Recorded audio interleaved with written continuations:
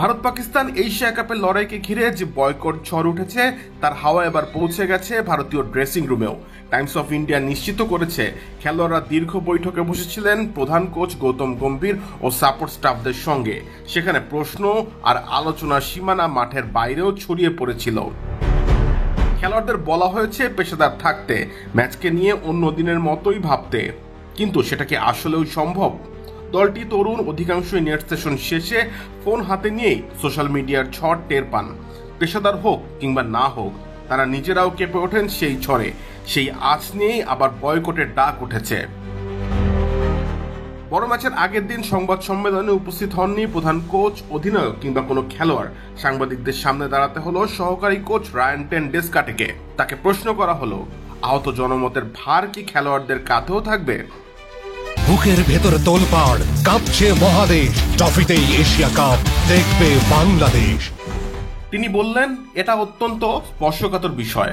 খেলোয়াড়রা জনতার মনের সঙ্গে সুর মিলিয়ে এগোবে, সে বিষয়ে আমার সন্দেহ নেই। দীর্ঘদিন এশিয়া কাপ অনিশ্চয়তায় ছিল, আমরা অপেক্ষা করেছি, কখনো ভেবেছি হয়তো আশাই হবে না, কিন্তু জানেন তো সরকারের অবস্থান স্পষ্ট। এখন খেলোয়াড়দের দায়িত্ব আবেগকে পেছনে ফেলে এগিয়ে যাওয়া।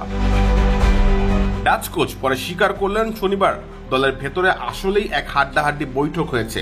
তিনি বললেন, সমর্থকদের ভাবনা আমরা বুঝি, মাঠে নামা মানেই দেশের জার্সি গায়ে চড়ানোর সুযোগ। ছেলেরা কঠিন পরিস্থিতি সত্ত্বেও যতটা সম্ভব পেশাদার আর মনোযোগী থাকবে। দলের অভ্যন্তরীণ বৈঠকে খেলোয়াড়দের পেশাদারিত্বের বার্তাই দিয়েছেন গৌতম গম্ভীর। খেলোয়াড়দের বলেছেন আবেগে ভেসে না গিয়ে শুধু ম্যাচে মন দিতে, যেটা নিজের হাতে নেই সেটা নিয়ে ভাবতে নিষেধ করেছেন।